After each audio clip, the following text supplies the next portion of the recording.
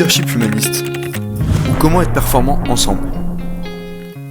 Le leadership, c'est la capacité à créer un monde auquel les autres ont envie d'appartenir. Cette définition, fruit du travail de 2 sociologues, est à mettre en regard de celle de Claude Lévy-Le Boyer, professeur de psychologie du travail, qui définit le leadership comme un processus d'influence sociale par lequel un individu amène un groupe à atteindre ses objectifs. De ce fait, le leader doit savoir susciter les motivations et entraîner ceux qui le suivent bien plus que le diriger de manière autoritaire. Pas simple à définir le leadership. Le leadership est un terme complexe.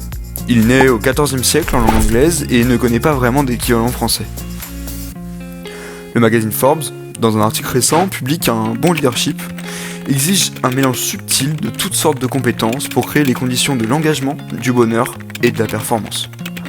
Pour HEP Éducation, qui inclut le leadership dans son parcours d'apprentissage, dédié aux compétences humaines, le leadership est une compétence essentielle qui invite à combiner d'autres compétences humaines, comme la créativité, l'esprit critique, l'éthique et la coopération.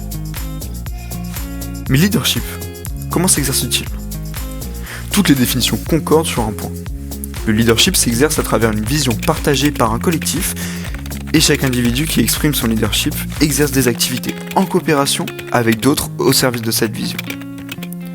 Les nombreuses études sur le leadership aiment le spécifier en fonction de différents critères ou caractéristiques. On peut ainsi parler de leadership stratégique et visionnaire qui, grâce à une vision et une idée du but à atteindre, fédère les individus autour d'un projet auquel ils croient aussi. Mais on distingue aussi le leadership collaboratif et participatif, où le travail en équipe, les décisions collégiales sont de mise et le leader va donner l'impulsion pour la réussite du projet. Le leader croit alors aux vertus du travail en équipe. Le leadership peut aussi asseoir son action sur la bienveillance et l'accompagnement de l'autre. On peut alors parfois parler de leader coach, qui va inciter chaque équipier à révéler son talent et à acquérir de nouvelles compétences. Dans les littératures, il y a pléthore d'autres qualificatifs. Le leader positif, le leader au féminin, le leader tranquille, le leader lean, le leader émotionnel, authentique, taoïste. En tout cas, c'est un sujet qui inspire. Dans les faits, toutes ces formes de leadership peuvent se combiner et se compléter.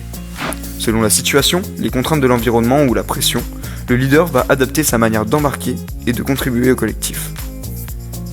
Mais le leadership est-il l'apanage de l'humain ? Les sciences du vivant nous apportent un éclairage particulier. Dans le monde animal, il existe plusieurs types de leadership. Dans un banc de sardines par exemple, ces énormes bancs qui regroupent plusieurs milliers de poissons se déplaçant de manière synchronisée, le rôle de leader dépendra de la place occupée dans le collectif et de la situation à laquelle le groupe est confronté. Chez les loups, le rapport de dominance hiérarchique a pour objectif de stabiliser les rôles et d'éviter, paradoxalement, la violence dans le groupe. Chez les orques ou les bonobos, le mode de décision est lui démocratique. La confiance est accordée au leader par le groupe de manière volontaire. Dans tous les cas, la qualité du lien entre le groupe et le leader est primordiale pour que le collectif en tire un avantage.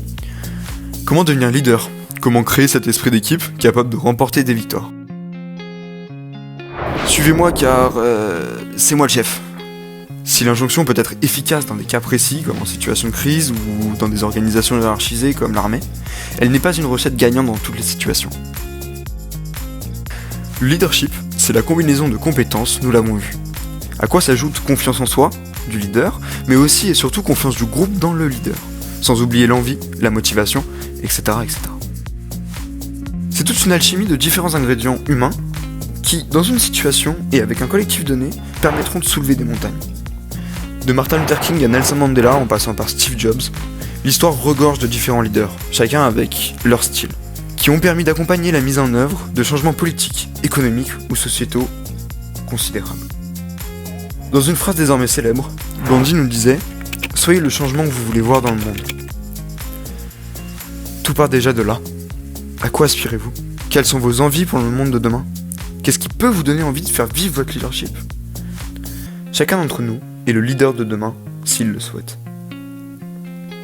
Alors si vous souhaitez comprendre comment incarner le leadership, comment être moteur dans un monde en perpétuel changement, suivez le parcours d'apprentissage HEP sur les compétences humaines, accessible à tous les étudiants des écoles et centres de formation qui adhèrent au nouveau modèle éducatif développé par HEP Éducation.